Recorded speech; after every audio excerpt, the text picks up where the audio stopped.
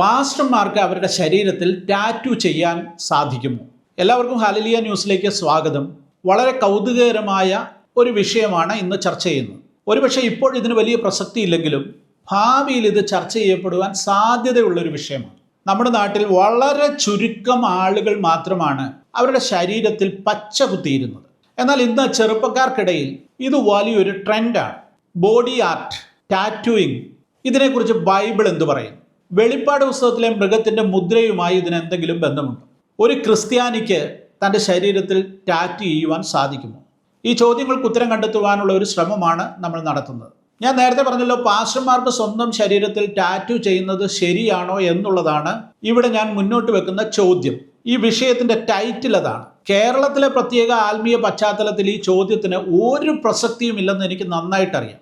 കാരണം ഒരു പാസ്റ്റർ പോകട്ടെ, ഒരു സുവിശേഷകൻ പോകട്ടെ, ഒരു സാധാരണ വിശ്വാസി പോലും സ്വന്തം ശരീരത്തിൽ ടാറ്റു ചെയ്തുകൊണ്ട് പള്ളിയിലേക്ക് വന്നാൽ, സഭയിലേക്ക് വന്നാൽ എപ്പം അവനെ പുറത്താക്കിയെന്ന് ചോദിച്ചാൽ മതി. ബൈബിൾ പറയുന്നു, ശരീരത്തിൽ പച്ച കുത്തരുത്, ഞാൻ യഹോവയാകുന്നു. എന്നാൽ അമേരിക്കയിലെ പ്രമുഖ പാസ്റ്റർമാരായ മാക്സ് ലുക്കാഡോയും ടെലി ഇവാഞ്ചലിസ്റ്റായ ജോയ്സ് മേയറും അവരുടെ 70 വയസ്സിന് ശേഷം സ്വന്തം ശരീരങ്ങളിൽ ടാറ്റു ചെയ്തു. ഇത് വലിയ വിവാദമായി. ആ കഥയിലേക്ക് വരുന്നതിന് മുമ്പ് മറ്റ് ചില കാര്യങ്ങൾ കൂടെ പറഞ്ഞിട്ട് മുന്നോട്ട് പോകാം. കഴിഞ്ഞ ദിവസം മലയാള മനോരമയിൽ എഡിറ്റ് പേജിൽ ടാറ്റുവിനെ കുറിച്ച് ഒരു വിശദമായ ലേഖനമുണ്ടായിരുന്നു. ചില പ്രേക്ഷകരെങ്കിലും അത് കാണുകയും വായിക്കുകയും ചെയ്തിട്ടുണ്ടാകും. വളരെ ഇൻഫോർമേറ്റീവായിട്ടുള്ള ആ ലേഖനം വായിക്കുന്നത് ഈ വിഷയം സംബന്ധിച്ച് കൃത്യതയും അറിവും ലഭിക്കുന്നതിന് കാരണമായി തീരും. പാസ്റ്റർമാരുടെ ശരീരത്തിൽ ടാറ്റു ചെയ്ത വിവാദത്തെക്കുറിച്ച് പറയുന്നതിന് മുൻപേ ഈ ടാറ്റുവിങ്ങിൻ്റെ ചരിത്രത്തെക്കുറിച്ചും ഇപ്പോഴുള്ള അതിൻ്റെ ആധുനികമായ കാര്യങ്ങളെക്കുറിച്ചും ചുരുക്കം ചില വാക്കുകൾ പറഞ്ഞിട്ട് മുന്നോട്ട് പോകട്ടെ.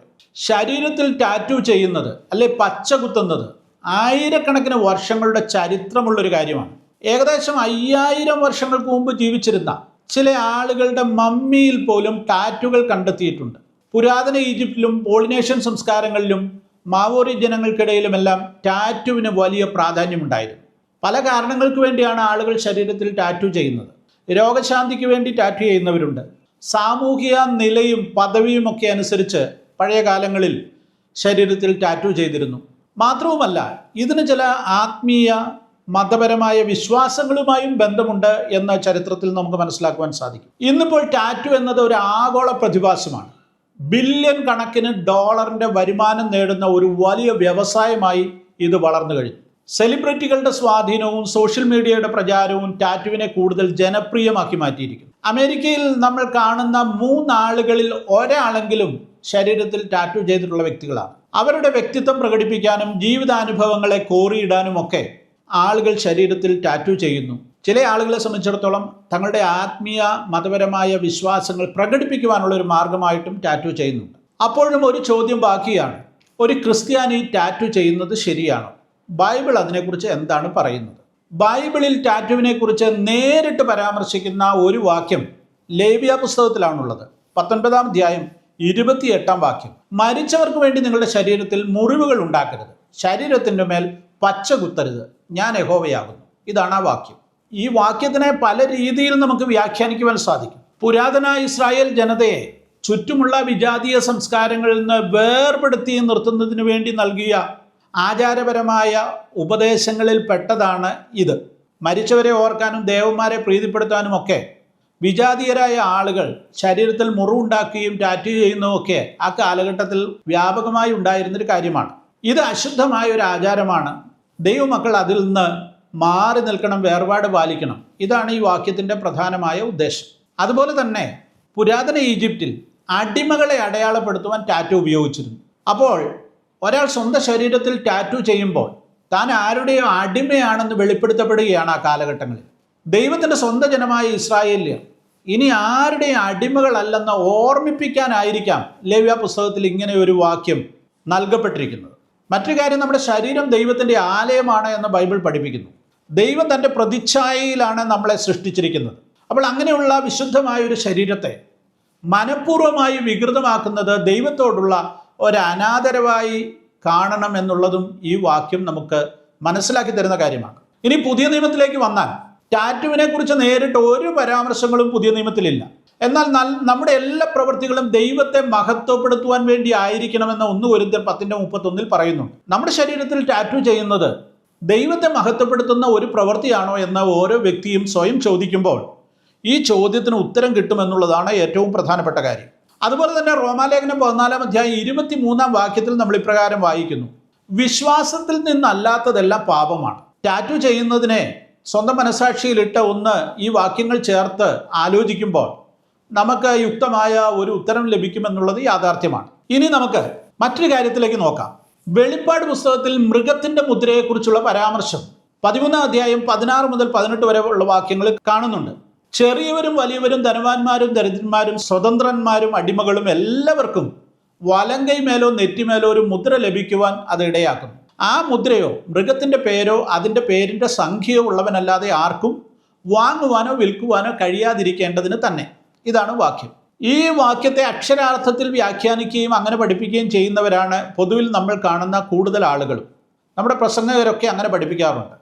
ഒരു ടാറ്റുവോ മൈക്രോ ചിപ്പോ ബാർകോഡോ ഒക്കെ ശരീരത്തിൽ ഉണ്ടെങ്കിൽ മാത്രമേ ഇനി വരുവാൻ പോകുന്ന ഒരു ഉപദ്രവ കാലത്ത് ജനങ്ങൾക്ക് വാങ്ങുവാനോ വിൽക്കുവാനോ സാധിക്കുകയുള്ളൂ എന്ന നിലയിലുള്ള പ്രസംഗങ്ങൾ നമ്മൾ ധാരാളം കേട്ടിട്ടുണ്ട്. ആധുനിക സാങ്കേതിക വിദ്യകളുടെ വളർച്ച ഈ ആശങ്കകൾക്ക് ശക്തി പകരുന്നുമുണ്ട്. നമുക്ക് ഈ ടാറ്റുവിൻ്റെ ആരോഗ്യപരമായ വശങ്ങളെക്കുറിച്ച് കൂടെ ഒന്ന് പറഞ്ഞിട്ട് മുന്നോട്ട് പോകാം. ഈ ടാറ്റുവിന് ഉപയോഗിക്കുന്ന മഷി പലപ്പോഴും ശരീരത്തിൽ അലർജിക്ക് കാരണമായി തീരാറുണ്ട്. അതുപോലെ ചിലപ്പോൾ അണുബാധകൾക്കും അത് കാരണമാകുന്നു. ഹെപ്പറ്റൈറ്റിസ് ബി, സി, HIV പോലുള്ള ഗുരുതരമായ അണുബാധകൾ ഇതുമൂലം ഉണ്ടാകാൻ സാധ്യതയുണ്ട്. ടാറ്റു ചെയ്ത ഭാഗത്ത് കെലോയിഡുകൾ പ്രത്യക്ഷപ്പെടുകയും ചർമ്മ ക്യാൻസർ ഉണ്ടാകാനുള്ള സാധ്യതകളുണ്ടെന്നും വൈദ്യശാസ്ത്രം പറയുന്നു. ഇനി ടാറ്റു നീക്കം ചെയ്യുക എന്ന് പറയുന്നത് വലിയ ചെലവേറിയ ഒരു പ്രക്രിയയാണ്. പൂർണ്ണമായും അത് മാറണമെന്നുമില്ല.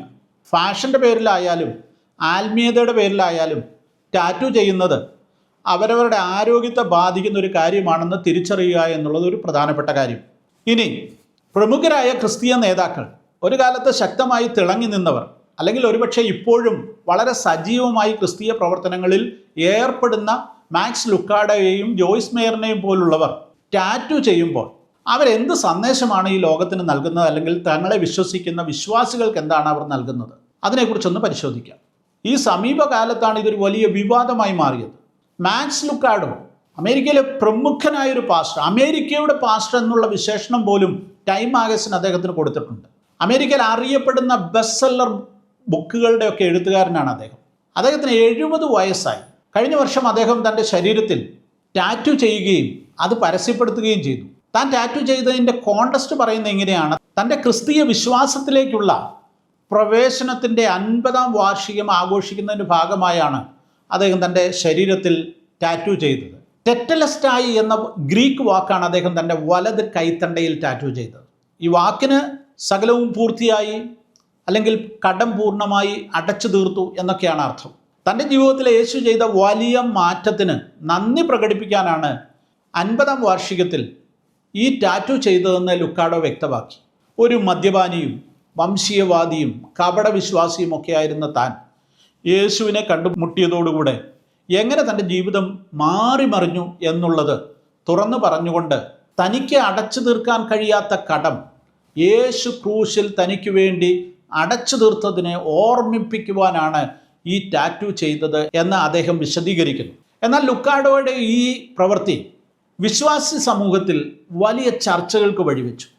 ലേവ്യ പുസ്തകത്തിലെ വാക്യം ഉദ്ധരിച്ച് ചിലർ അദ്ദേഹത്തെ വിമർശിച്ചു. ടാറ്റു ചെയ്യുന്നത് ബൈബിൾ വിലക്കുന്നു എന്നും അന്തിക്രിസ്തുവിൻ്റെ അടയാളമായ 666 സ്വീകരിക്കുന്നതിന് ഇത് വഴിയൊരുക്കുമെന്നും ചിലർ മുന്നറിയിപ്പ് നൽകി. അതേസമയം തന്നെ നിരവധി ക്രൈസ്തവ നേതാക്കൾ ലുക്കാഡോയെ പിന്തുണച്ച് രംഗത്തെത്തുകയും ചെയ്തിട്ടുണ്ട് കേട്ടോ. ലുക്കാഡോ തന്നെ ഇങ്ങനെ പറയുന്നു: ദൈവം നിങ്ങളുടെ പാപങ്ങളെ ക്ഷമിച്ചു എന്നുള്ളത് നിങ്ങൾ ശരീരത്തിൽ ടാറ്റു ചെയ്തോ എന്നുള്ളതല്ല പ്രധാനം, അത് നിങ്ങളുടെ ഹൃദയത്തിൽ ഉണ്ടോ എന്നുള്ളതാണ് ഏറ്റവും പ്രധാനപ്പെട്ട കാര്യം. ഇനി ജോയ്സ് മേയറിലേക്ക് വന്നാൽ, എന്തിനാണ് ജോയ്സ് മേയർ ശരീരത്തിൽ ടാറ്റു ചെയ്തത്? പ്രമുഖ ടെലിവിഷൻ സുവിശേഷകയാണ് ജോയ്സ് മേയർ, നമുക്കറിയാം. മലയാളത്തിൽ പോലും അവരുടെ പ്രോഗ്രാമുകൾ വലിയ തോതിൽ പ്രേക്ഷകരെ ആകർഷിക്കാറുണ്ട്. 2023 തൻ്റെ 79-ാമത്തെ വയസ്സിലാണ് അവർ തൻ്റെ ശരീരത്തിൽ 2 ടാറ്റുകൾ ചെയ്തത്. തൻ്റെ ആത്മീയ ജീവിതത്തിലെ ഒരു പ്രധാനപ്പെട്ട നാഴികക്കല്ലിനെ അടയാളപ്പെടുത്തുവാനും ദൈവത്തോടുള്ള തൻ്റെ സ്നേഹത്തെയും പ്രതിബദ്ധതയും പരസ്യമായി പ്രകടിപ്പിക്കുവാനുമുള്ളൊരു മാർഗമായിട്ടാണ് താൻ ടാറ്റു ചെയ്തതെന്ന് അവർ പറയുന്നുണ്ട്. ഓരോ വ്യക്തിയുടെയും വിശ്വാസയാത്ര വ്യത്യസ്തമാണെന്നും അത് എപ്രകാരം പ്രകടിപ്പിക്കണമെന്ന് അവരവരാണ് തീരുമാനിക്കുന്നതെന്നും അവർ വിശ്വസിക്കുന്നു. അതിൽ മറ്റാരും ഇടപെടേണ്ട കാര്യമില്ല. ഒരു കാര്യം കൂടെ അവർ ഓർപ്പിച്ച് പറയുന്നുണ്ട്. പഴയ നിയമത്തിലെ നിയമങ്ങൾ അക്ഷരാർത്ഥത്തിൽ പാലിക്കുന്നതിനേക്കാൾ പുതിയ നിയമത്തിൽ ഊന്നൽ നൽകുന്നത് ഹൃദയത്തിൻ്റെ രൂപാന്തരത്തിനാണ്. ദൈവത്തോടുള്ള സ്നേഹമാണ് ഏറ്റവും പ്രധാനപ്പെട്ട കാര്യം. ദൈവത്തിൻ്റെ വചനം കൽപ്പലകളിലല്ല നമുക്ക് ആലേഖനം ചെയ്ത് ലഭിച്ചിരിക്കുന്നത്. അത് ഹൃദയത്തിൻ്റെ മാംസളമായ പലകകളിലാണ് എഴുതപ്പെട്ടിരിക്കുന്നത്. ശാരീരികമായ അടയാളങ്ങളെക്കാൾ ആന്തരികമായ വിശ്വാസത്തിനാണ് പ്രാധാന്യം. അവർ തൻ്റെ പ്രവൃത്തിയെ ന്യായീകരിച്ചുകൊണ്ട് വെളിപ്പെടുത്തുന്നു. ഏറ്റവും പ്രധാനപ്പെട്ട ചോദ്യം ഇതാണ്: ടാറ്റു ചെയ്യുന്നത് ദൈവനാമത്തെ മഹത്വപ്പെടുത്തുന്നുണ്ടോ? ചുരുക്കത്തിൽ പറഞ്ഞവസാനിപ്പിക്കുമ്പോൾ, ടാറ്റു എന്നത് ഒരു ഫാഷൻ ട്രെൻഡായിട്ട് ഈ കാലഘട്ടത്തിൽ മാറിയിട്ടുണ്ട്. പരിണിതപ്രജ്ഞരായ ആത്മീയ നേതാക്കൾ പോലും ശരീരത്തിൽ ടാറ്റു ചെയ്യുന്നതിൻ്റെ പുറകെ പോകുമ്പോൾ അവർ ക്രിസ്തീയ സമൂഹത്തിന് നൽകുന്ന ഒരു സന്ദേശം എന്താണ്? ഏറ്റവും പ്രധാനമായി നമ്മൾ മനസ്സിലാക്കേണ്ടത്, നമ്മുടെ ശരീരം ദൈവത്തിൻ്റെ ആലയമാണ്. ദൈവം നമുക്ക് ദാനമായി തന്ന ഈ ശരീരത്തിൽ നമ്മൾ ചെയ്യുന്ന ഓരോ കാര്യങ്ങളും ദൈവത്തെ മഹത്വപ്പെടുത്തുന്നതായിരിക്കണം. ഈ വിഷയത്തെക്കുറിച്ച് നിങ്ങൾക്ക് എന്താണ് പറയുവാനുള്ളത്? നിങ്ങളുടെ അഭിപ്രായങ്ങൾ കമൻറ്റ് ബോക്സിൽ രേഖപ്പെടുത്തുക. ഈ വീഡിയോ നിങ്ങൾക്ക് പ്രയോജനപ്പെട്ടു എന്ന് തോന്നുന്നെങ്കിൽ മറ്റുള്ളവർക്ക് ഇത് ഷെയർ ചെയ്യുക. ദൈവം നിങ്ങളെ അനുഗ്രഹിക്കട്ടെ. നിങ്ങളുടെ മക്കൾക്ക് വിവാഹപ്രായമായോ? അവർക്കൊരു ജീവിത പങ്കാളിയെ അന്വേഷിച്ചു തുടങ്ങിയോ? നിങ്ങളെ സഹായിക്കുവാൻ ഞങ്ങൾ തയ്യാറാണ്. ഹാലലുയ മാട്രിമോണിയൽ ഏറ്റവും വിശ്വസ്തമായും ഏറ്റവും പെട്ടെന്നും നിങ്ങളുടെ മക്കൾക്ക് അനുയോജ്യമായ ദൈവഹിതപ്രകാരമുള്ള ജീവിത പങ്കാളിയെ കണ്ടെത്തുവാനുള്ള ഏറ്റവും നല്ല മാർഗമാണ്. എന്താണ് ഹാലലിയ മാട്രിമോണിയലിൻ്റെ പ്രത്യേകത? ഹാലലിയായിക്ക് എല്ലാ ദിവസവും 10-15 വാർത്തകൾ വരെ പ്രസിദ്ധീകരിക്കുന്ന ഒരു ഓൺലൈൻ സംവിധാനമുണ്ട്. ആ വാർത്തകളോട് കൂടെ നിങ്ങളുടെ മക്കളുടെ വിവാഹ പരസ്യം കൂടെ ഉൾപ്പെടുത്തുവാൻ സാധിക്കും.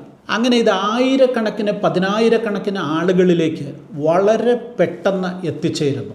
നിങ്ങൾക്ക് ഏറ്റവും അനുയോജ്യമായ ആലോചനകൾ തിരഞ്ഞെടുക്കത്തക്ക നിലയിൽ ധാരാളം ഫോൺ കോളുകൾ നിങ്ങൾക്ക് ലഭിക്കും. രണ്ടാമത്തെ കാര്യം, ഹാലലിയായിക്ക് കഴിഞ്ഞ 30 വർഷമായി പ്രവർത്തിച്ചു കൊണ്ടിരിക്കുന്ന പ്രിൻ്റ് എഡിഷനുണ്ട്.